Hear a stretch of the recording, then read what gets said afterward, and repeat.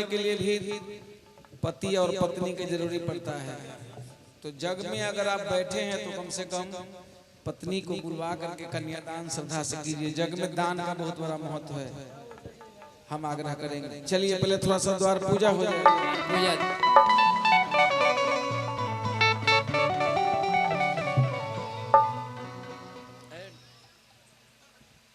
ले हो ना जनक बाबा धोतिया हाथे पान के बीरा। ले हो ना जनक बाबा धोतिया हाथे पान के बीरा। ले हो ना जनक बाबू धोतिया हाथे पान के बीरा। हो ना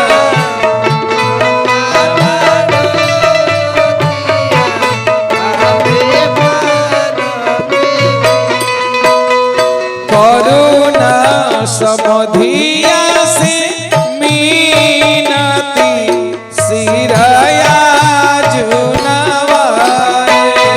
करुणा समधिया से मीनती सिरया जुनवाए। ई सिरवा कतहु न झुकले आजू बेटी नवाए।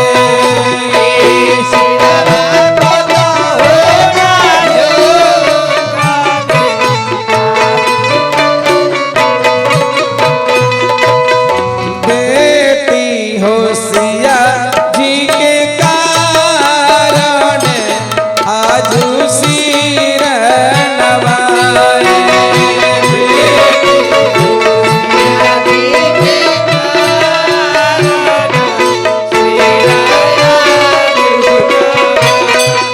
और ले हो ना जनक पापा धोतिया हाथ पान के बीरा।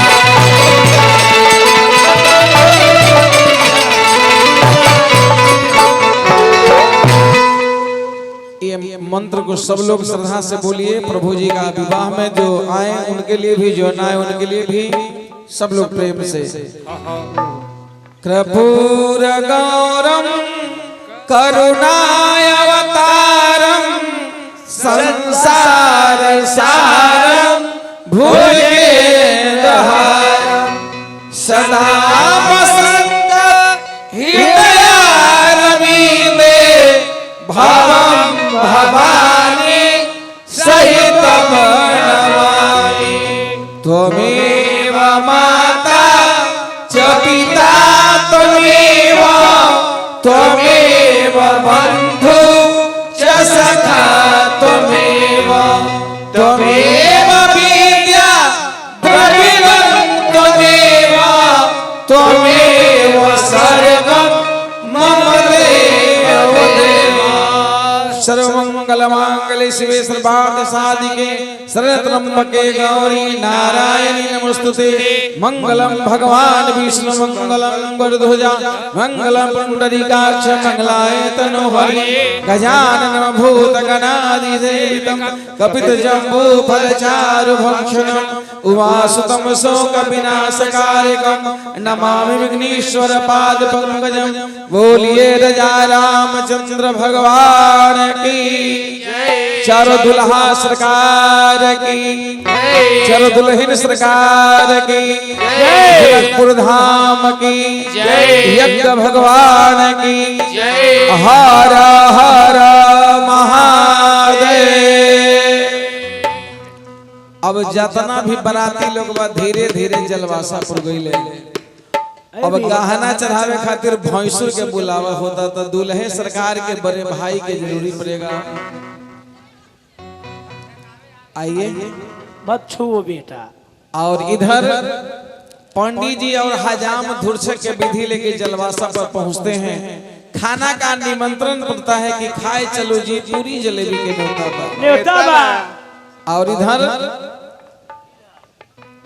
जोना पानी से लड़का नहाला ड्राइवर साहब तो ठाकुर एगो चूका में पानी के बचा के लावेला जेकरा लटगोर के पानी कहल जाला आ ओहे पानी मिला के लड़की स्नान करेली कब जब हजामिन नहछु के रस्म पूरा कर देवेली तब अब वही स्नान करतनी अब भैंसुर जी के आगमन हो रहल बा तनी आइल जाओ एगो पीला गमछा ले ले आ सीता जी के सखी लोग स्नान करावत गावतनी त कहां बारी अरे लोटवाइया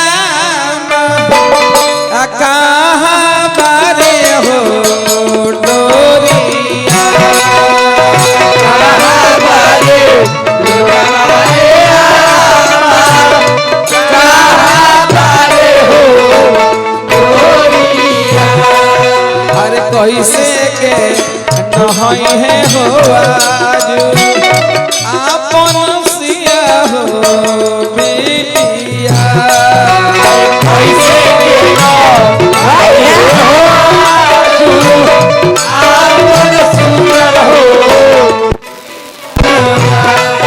अरे कहां बर लोटवाइया कहां बारे हो डोरिया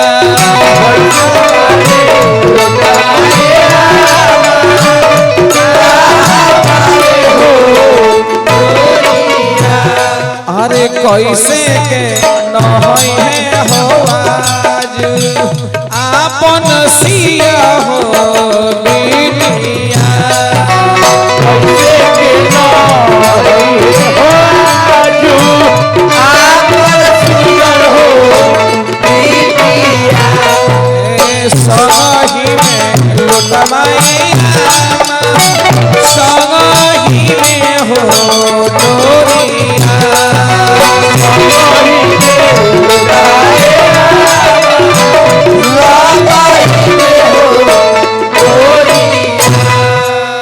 अरिया माजी जी नहई हना होवाज आपन सुंदर हो धिया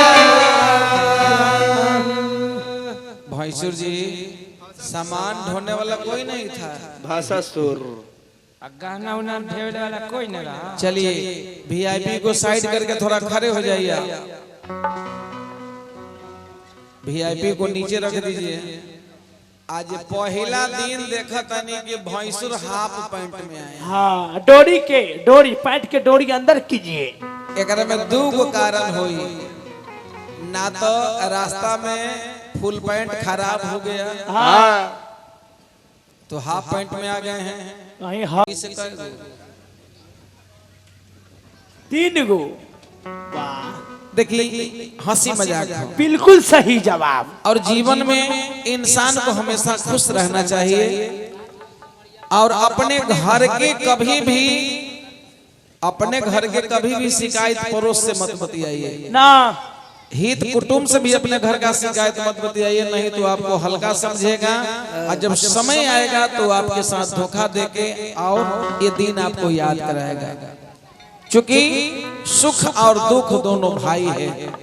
आज के दौर में ड्राइवर साहब जितना लोग दूसरे के दुख से दुखी नहीं है उतना लोग दूसरे के सुख से दुखी हैं। चाहेंगे कि कैसे आगे बढ़ गया। नारायण पर भरोसा कीजिए सब कुछ करने वाले वही हैं। चुगलवन से हट के सीमा कि धीरे आई भैंसो धीरे आई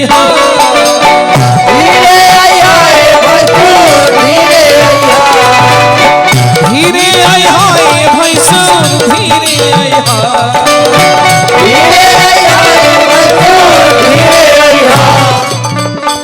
त हमरा अरे मरवा पर भैंसुर धीरे पानी थोड़ा ले लीजिएगा एक गिलास। या जय हो जय ठीक है कर भैया जय दिल्ली मंगनी चली के गई। चांद ठेकावा हो सुंदर यहाँ न बारा भैंसुर जी के लमा लमा तन है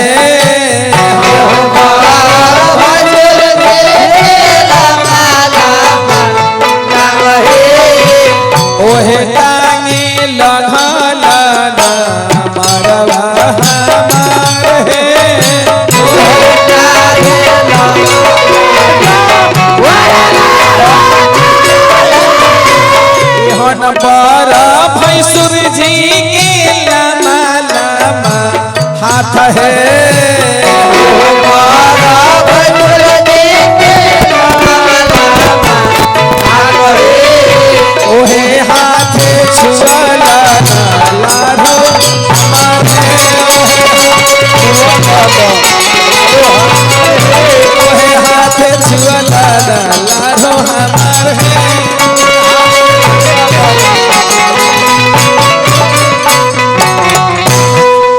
एगो काम कर लेली है, डोरी बांध लेली मजबूत से बढ़िया कैली। हाँ हाँ लेकिन कमर से तनी ऊपर पैंट खींच लीजिए जी भाई के नाते, ये और खींचिए न तो वो ऊपर चढ़ा देगा। काहे खींचवा देखा छेनी हथौड़ी अथी हो रहा है, उछलिया हो रहा है। खींचवावे के कारण सुनी रहो हमर भाई है।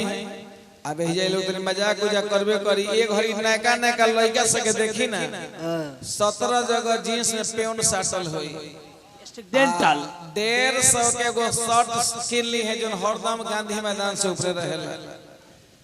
अब प्रयास करे लगे नयका लड़का सब कि जींस पैंट जो ना हो ना पटना सिटी से नीचे ही रहे। आउ लड़का के भोज भात में भिड़ा दी, जहाँ लौम के परसे लगी हैं, आगे वाला के तो पूरी मिलता भात मिलता, जो पीछे बैठल हो मार ठोकता। भाई साहब कृपया आप खड़े हो जाइए, पीछे से आपका ग्राम पंचायत बुझा रहा है। एला हम तनी पैंट के ऊपर खिंचवा दिली है, बुझली ना। चलिए पान के पत्ता दे जाओ। ठाकुर जी जल्दी कीजिए, पान के पत्ता। ठाकुर जी तो मौसा हाथ हमारे आदरणीय पिताश्री हैं। मनियार पुराधा का मनियार पोड़ करे उन्हें समझ गए ना। हम इंग्लिश स्टील पुलिंग का ज्ञान ही नहीं है। ठाकुर जी चल दिए 5-7 में। दही दलीन साटे लागी चाट गइलन भैंसुरा, हमरा श्याम सुंदर लाधो के छुछु नर मिलल भैंसुरा। हमरा श्याम सुंदर लाधो के छुछु नर मिलल भैंसुरा। ऐसे सखी लोग कहतनी। अब तनी बैठ जाओ भैंसुर जी, बैठ जाइए। गहना जे लैला भैंसुर डिबिया में मोन के,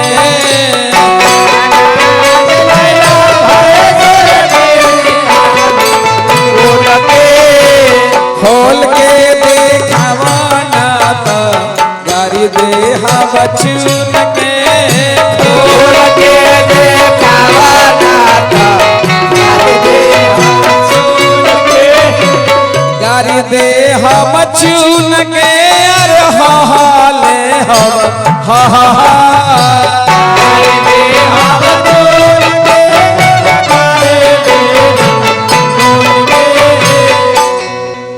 आप लड़का पक्ष से हैं, गणेश पूजाई लगता है ना।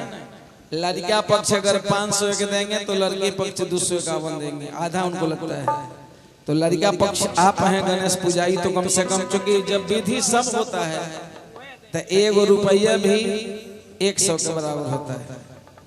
अब आप सोना कितना थान है गिनाइए, उन लोग को देख लो, मिला लो सामान और ढोलना निकालिए। ढोलना के लिए बोलना पड़ेगा। लड़की के माई के साड़ी, लंगलौती बियौती निरीक्षणी सब साड़ी निकालिए। पट फराई अब 5 गो पौनिया के साड़ी केकर के खातिर, हजाम के, लोहार के, कुम्हार के, पंडित जी के, एक बाद मालिन के 5 गो साड़ी। चूंकि भाई के विवाह करने के लिए आए हैं तो इतना तो लगेगा आपको। अगर 5 गो साड़ी नहीं ड्राइवर साहब सब क्या किया जाए, तब तो साड़ी की कीमत लेना पड़ेगा। कुम्हार के, मालिन के, ठाकुर के, सब भाई तुम्हारा कमारा रह जाता, भाई तुम्हारा कमारा रह जाता, भाई तुम्हारा कमारा रह जाता, भाई तुम्हारा कमारा रह जाता। मानो हमारा एहसान मेरी सखिया ने, मेरी सखिया ने हाँ कर दी।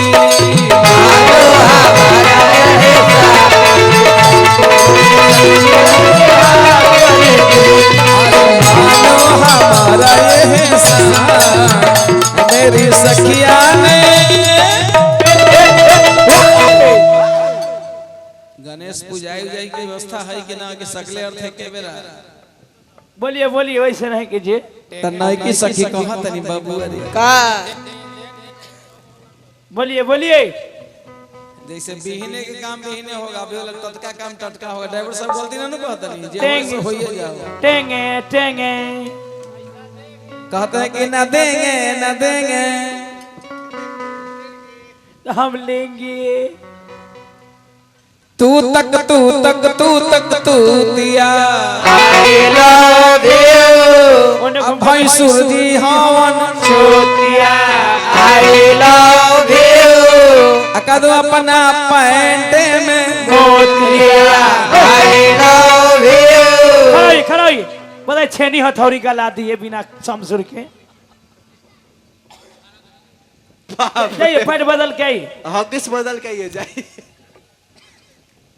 हम रहुआ के कॉलिंग गणेश पूजा दे दीजिए, दे देते दर्शन न होई। अब लड़का का अभी ये कोलगेट से मुंह धो आ गया। अच्छा चलिए, ये सब चीज रोकना नहीं चाहिए था, ये सब रास्ते में आउट कर देते तो बढ़िया रहता। जो के चुपा मुंह न निमन हो। अब हम चाहेंगे कन्यादान के रस्म में अपने कमेटी से जो लोग यज्ञ में बैठे हैं दोनों प्राणी आ जाए, चूंकि विवाह के मुहूर्त के समय हो गया। राजा जनक जी, उनके पास एक पुत्री जिनका नाम उर्मिला, सीता धरती पुत्री है दो, और राजा जनक जी के भाई जिनका नाम कुशध्वज, उनके पास दो पुत्री मांडवी और सुरसिंकीर्ति। राम चारों भाई बड़े श्रद्धा के साथ पालकी पर आए हैं और पालकी पर से उतार करके सखी लोग आंगन में ले जा रही है और गाती है क्या, कैसे कैसे मोहिले लेखिन सजनी मोर मनवा पहुन मारा,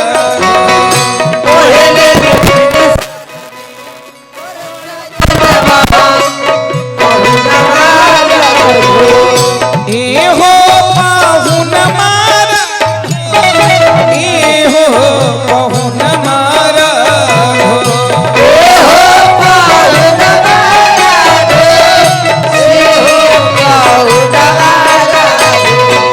राजा दशरथ के दुलरुआ पहुन मारा।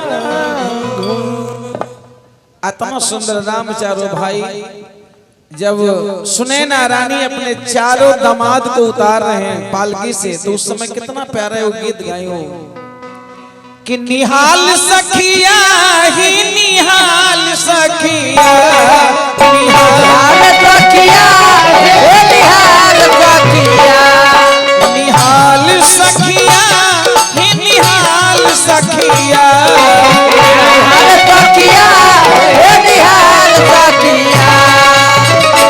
चारों दूल्हा में के अरे चारों दूल्हा में अबर का कमाल, गलसेदी के विधि करने के लिए थोड़ा सा आप लोग आइए। मरबा पे दूल्हे राजा अब आ गए हैं। सखी लोग गाल से लो तनिया कहो तनी कि तनी गो की अपन सासू लमसन जमाई है, तनी गो के अपन सासू लमसन जमाई है, तनिया कनी हुरुबा से कमरौरी बाल है,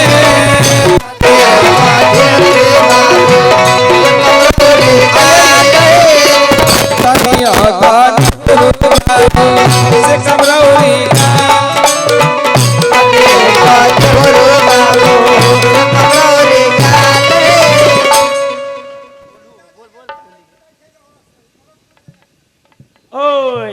सबसे ज्यादा ठाकुर जी विधि जानते हैं। आप मूसर को साइड कीजिए, पहले गलसेदी कीजिए आप लोग। इनका दिमागदानी जो ना मच्छरदानी से अलग हो गया, माइंड डिसमाइंड होगा, एगो के साइड कीजिए। चलिए तीन आदमी और आ जाइए। कौन दुनिया में रहते हैं, माने हम रहिले लोडर पर, तू रहा बुलडोजर पर। एना न जाए कहीं बुझ पर मार। अरे तनिया कनी हुरुबा से कमरौरी गाल है, तनिया कनी हुरुबा से कमरौरी गाल है, तनिया कनी हुरुबा से कमरौरी, तनिया कनी हुरुबा से कमरौरी गाल है। माई है वो थोड़े आएंगे, अब बेटी के माई हुई न जाए।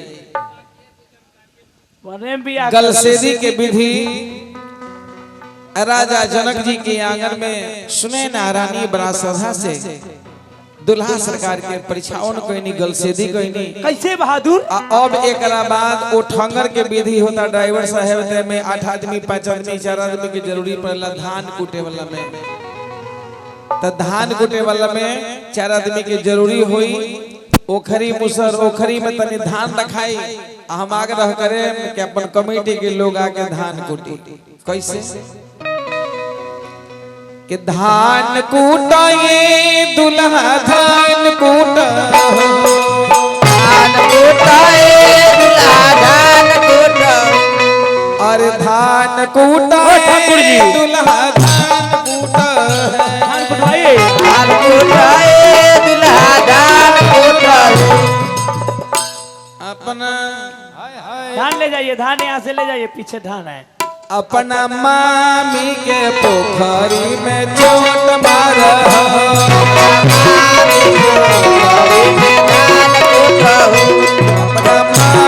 के पोखरी में चोट मारा,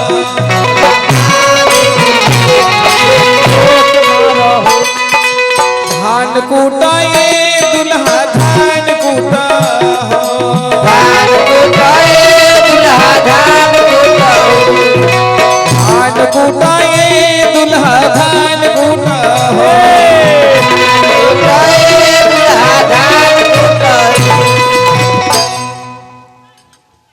फुआ के अच्छा चली तब। अरे अपना फुआ के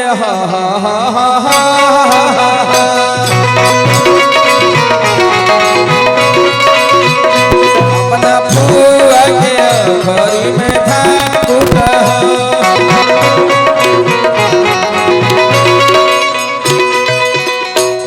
अपना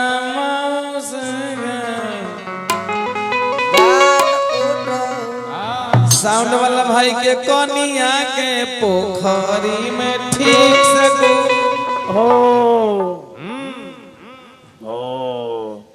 भाई है ना थोड़ा नहीं, अगर भगवान के दरबार में इनका नाम लेंगे तो काम नहीं बनेगा। ऐसे राम जी तरतारेंगे। सीता जी के भाई जिनका नाम लक्ष्मण निधि पूरा मंडप परिक्रमा करा के वाह वाह बाबूजी वाह। आगे आगे वहां के चलतनी आ पीछे पीछे चारों दुल्हा सरकार, कबो तेजी में घिंचतनी तो कबो धीरे धीरे चेक इन होता कि लड़का के दोनों पैर ठीक हो ना, दिक्कत उक्कत नानू हो तो लड़का मरबो पर से घूम जाला। जाहो लांगर बाबा। गर्दन लपटल वाह वाह। चादर नुहे आगू आगू सिया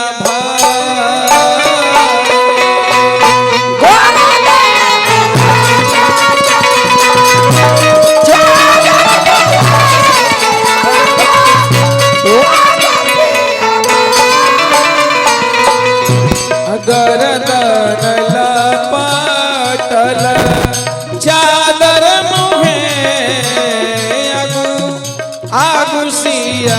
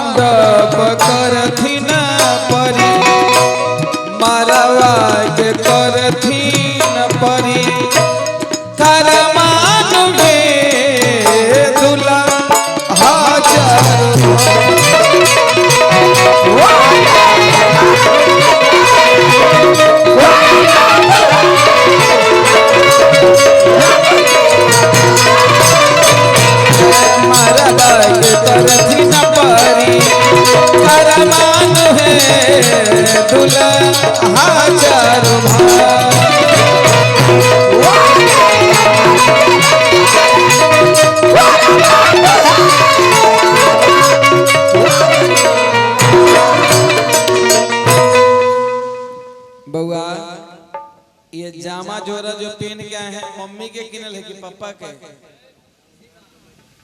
सीमा हैदरा बोलिए बोलिए बोलिए, मम्मी के कि पापा के? मम्मी के। माइक लीजिए। इस समय तेजी रखिए, तेजी रखिए। ये जो पहन के आप आए हैं कपड़ा, ये मम्मी के किना हुआ है कि पापा के? मम्मी के। अच्छा अच्छा, मम्मी तेज है, बाजार मम्मी करती है ना। गड़बड़ा गया काम, बोल दिए कि नहीं मम्मी हमारी बाजार करती हैं, बाजार करने में बहुत तेज हैं। तब अच्छा चलिए कोई बात नहीं। छोटका बउआ आय अपने के ही जामा जोरा जो अपने के लंबाई से चौड़ाई ज्यादा है, ये मौसी के किनल है कि मौसा के? मौसी के। आए जोगे मौसी टेंगे टेंगे। अच्छा मौसा बेचारे शुद्धुआ है एकदम, मौसी बाजार जाती। यहाँ रूसे के विधि होला दुल्हा सरकार के। अब जामा जोरा खोलवावल जाला, ये घड़ी तो बियाह कोटे पैंट पर हो जाता। आजी अन्यथा पहले मैं पूरा वस्त्र उतरवा के वहां के पीला धोती और जनेऊ पहना के तब उसके बाद कन्यादान होता था। उस समय कारण जानते हैं का? लड़का के कोनो अंग में कोनो तरह के दिक्कत अगर हुई तो ये जगह से शादी रुक सके। वाह वाह बाबूजी वाह। अब मान के चले कि लड़का कोट पहन ले बा, हाँ अब पीछे से बराई के पर के 3 गो रीढ़ के फट्टी अलगल बा, हाँ। तो कोटवे से झोंकले हुई। माइक को छोड़िए, माइक को छोड़िए। दुल्हा सरकार के पीला धोती पहनावल। कम बोलो, और माइक सीटी ले रहा है। हमरा चिंता है ना तो। अब तो पिताश्री है ये है। कम बोलो। बाप बेटा का रिश्ता है। और हम चाहेंगे कि अब इसके बाद कन्यादान के लिए खींचिए ले वो। अपने मंच के जो भी चाहे अपने जगह के जो भी लोग हैं वही आकर के दान करें, अच्छा रहेगा। आइए आप दोनों आदमी आ जाइए ऊपर। लेकिन दान पति पत्नी दोनों आदमी से होगा।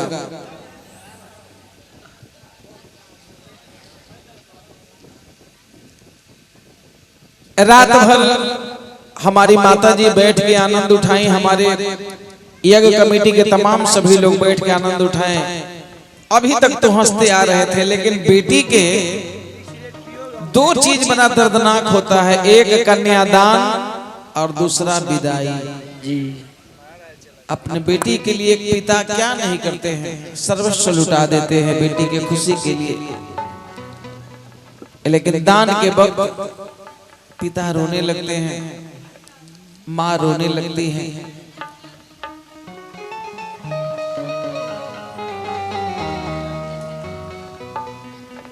बेटी सर के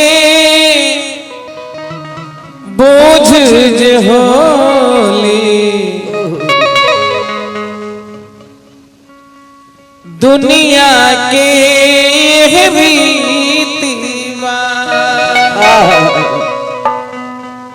लोग कहला कि बेटी सर के बोझ होली, लेकिन बेटी हुई तो उबर जइबो। वेद शास्त्र उठा के देखो, बेटी हुई तो उतर जइबो। बेटी से चचा जी जान पवित्र होला, बेटी से घर पवित्र होला, बेटी से 2 गो परिवार के खानदान चलेला। आज रहुआ बेटी दान करके वो पराया घर में भेज दिली और वो हिजा से फिर उनकर कुल खानदान चली, तब बेटी से 2 गो रिश्ता बनेला। सिंदूर जो ना नाम रहुआ सुनतनी, सिंदूर सिंदूर से पहले केहू के कोई साला ना कह सकेला, केहू के कोई ससुर ना कह सकेला। लेकिन जैसे ही सिंदूर दान हो जाता रिश्ता बदल जाला। ई के ह त साली ह, ई के ह त सरहोज ह। दोनों आदमी के गेठी जोड़ दिली चाची, तू ही जोड़ दिल हो। जोरे में तो तू फरहरे है।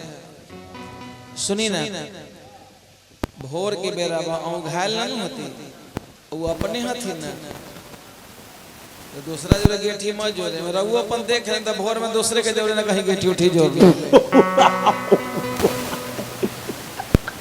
सबसे नीचे आज पिताजी के हाथ, और ये दान हो रहा है। जो भी हमारे यहाँ माँ बहन बेटी यज्ञ के लोग बैठे हैं, दान सबसे दान में महादान है, जिसे कहा गया है कन्यादान। तो अपने यहाँ से आज जानकी जी को आप लोग कैसे भेजिएगा?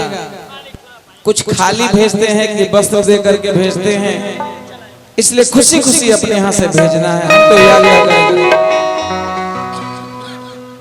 जिनको श्रद्धा है कन्यादान हो रहा है। अब देखिए कैसे हमने के माता बहन लोग सुबह के बेला में गावेले।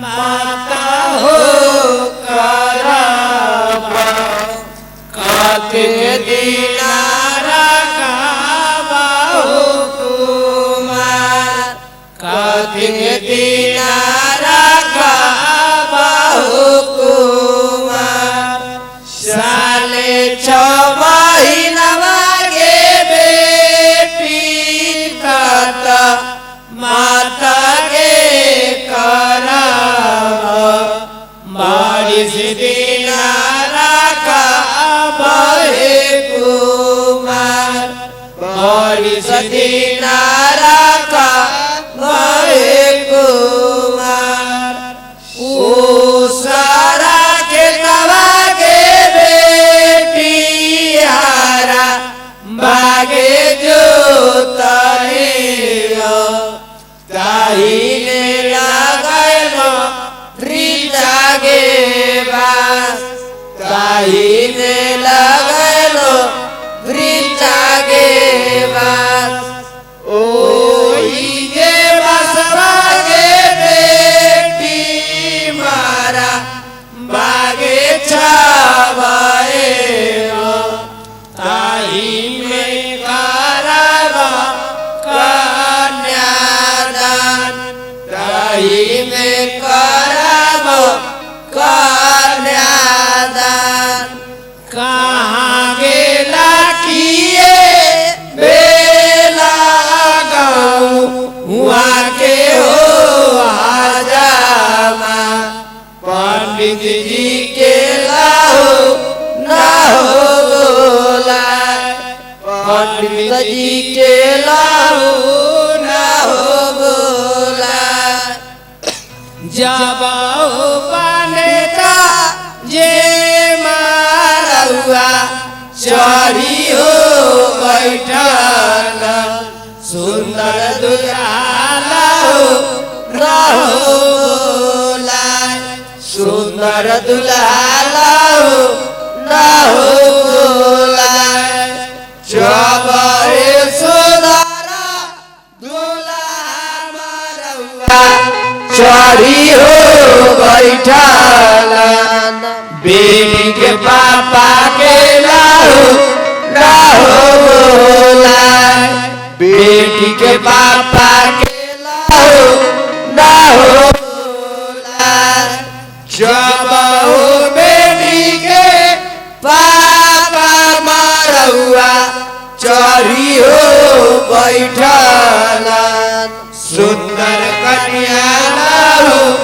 रहो बोला सुंदर कन्या लाओ रहो बोला जब हे सुंदरा कन्या पापा जब हो बैठल अम्मा के राफाटे लाओ करे अम्मा के राफाटे लाओ करे सोने के कटोरिया के बेटी दूरा बात की हवाली कोरा लाए गाली ये दूला कोरा लाए गाली ये दूला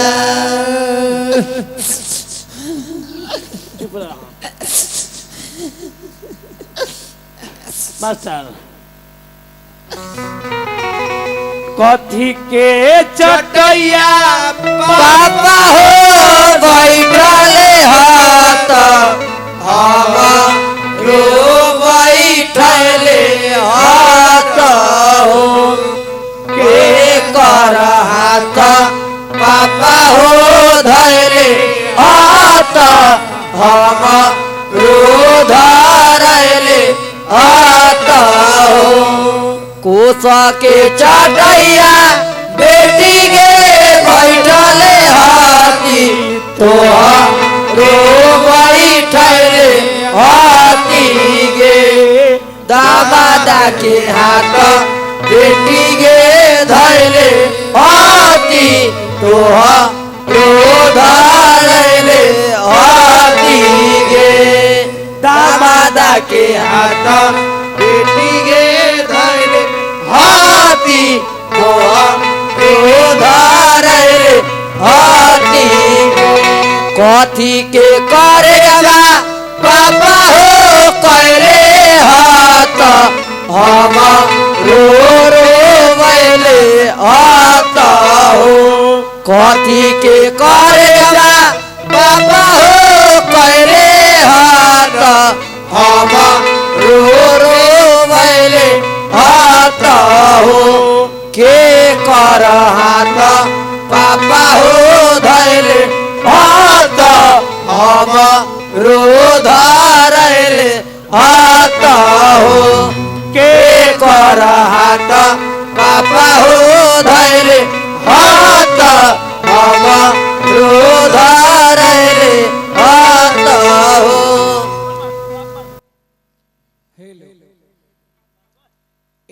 कन्यादान के रस्म राजा जनक जी अपना हाथे संपन्न करी कन्यादान देके अब मरबापुर से धीरे धीरे लोग बाहर निकलता दुल्हा दुल्हन अग्निदेव के साक्षी देकर के सिंदूरदान की तैयारी कर रहल बनी अरे बाबू आगे आगे दुल्हा सरकार पीछे दुल्हन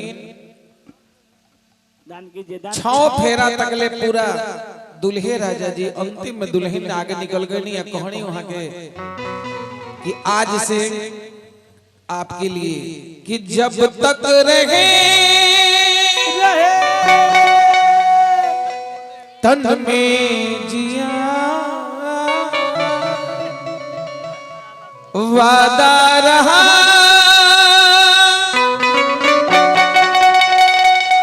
ओ साथिया ऋषि दोस्त जी अरे हम तुम्हारे लिए तुम हमारे लिए हम तुम्हारे लिए तुम हमारे वाह वाह वाह वाह बाबूजी वाह अंतिम फेरा में दुल्हन आगे निकल गई धान के लावा मिलावल जाता लक्ष्मी निधि लावा में रावतनी राम सीता दोनों आदमी मिलके लक्ष्मण जी भरत जी शत्रुघ्न जी सभी लोग मिलके अलावा छींटता अरे लौआ मेरा लक्ष्मी निधि भैया बहिना तो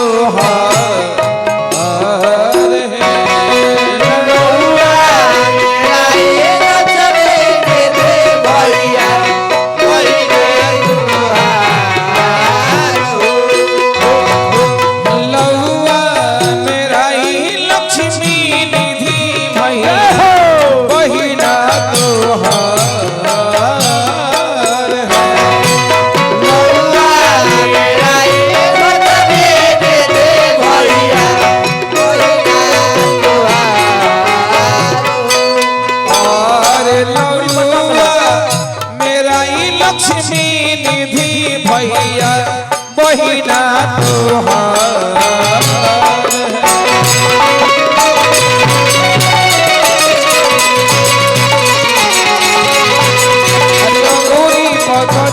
श्री राम दुल्हा दुल्हन तोहार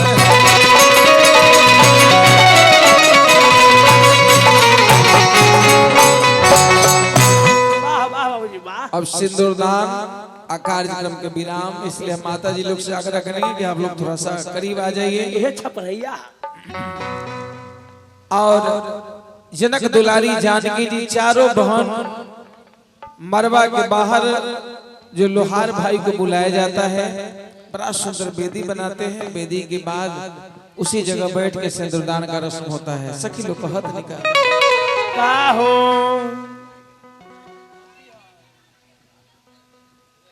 कि सीता उधारी लियो मांग सिनूर लेला।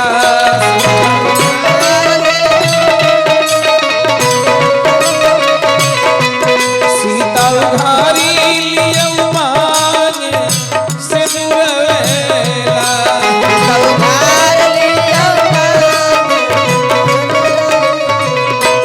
राम के माथे पे शोभे मौरी, सीता पूजती थी सब दिन गौरी।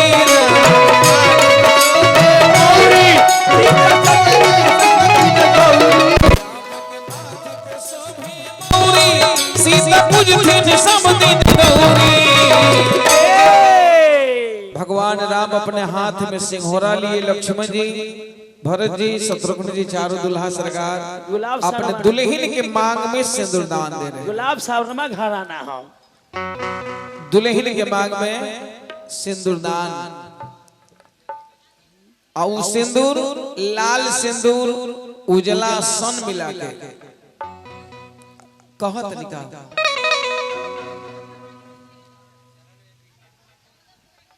हाँ लगले। अब रात भर तरुआ खर्चा के लिए तो बिदागरी कर उचित माना। अरे वो जे देवे लेवे को दान दक्षिणा बचल का सब दे लेवे दे, ओकरा अपन बात होते खत्म। कि माई है अकाने नगर के सिनूरिया, सिनूर बेचे आए लहे।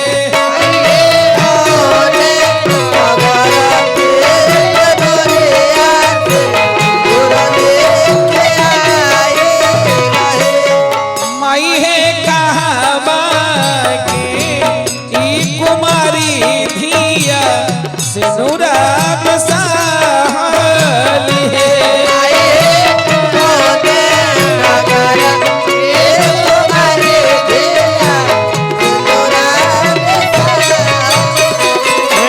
माई है अवधान नगर के सिनूरिया, सिनूरा बेचे आईलन है।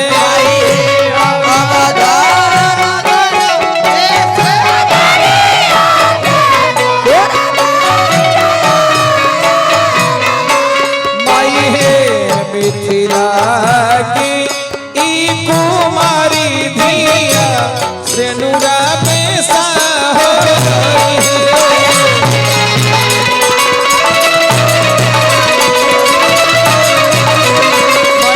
मिथिला के ई कुमारी धिया, सिनूरा बेसा।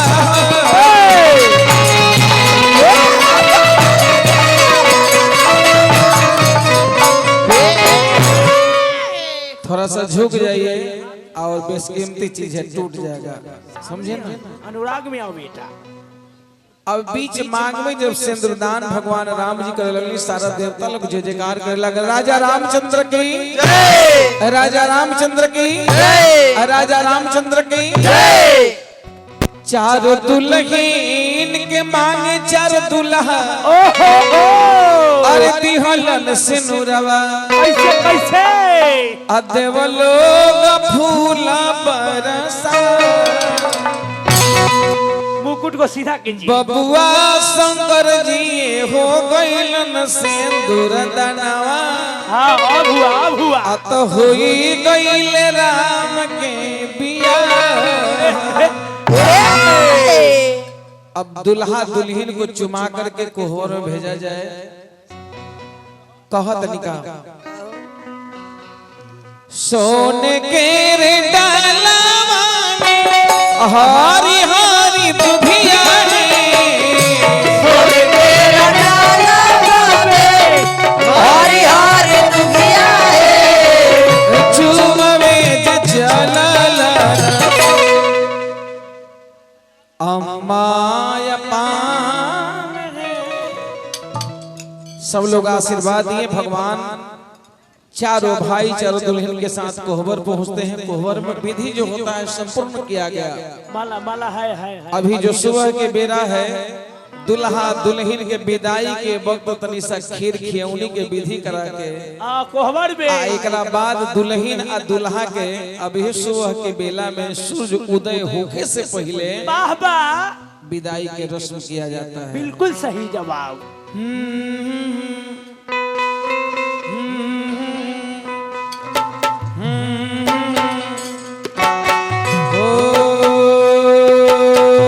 चलो रे डोली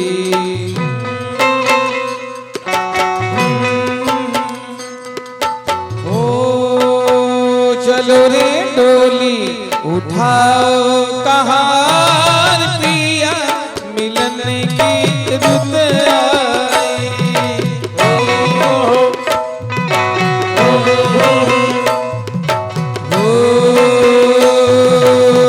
चलो रे डोली उठाओ कहार पिया मिलन की रुत आई।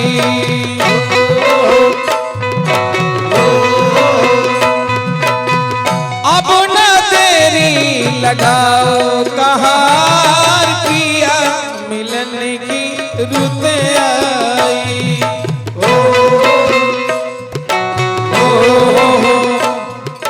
हो चलो रे डोली उठाओ कहार पिया मिलन की रुत आई। बोलिए श्याम रामचंद्र की जय चारों दुल्हा सरकार की जय। चलते चलते सुबह के बेर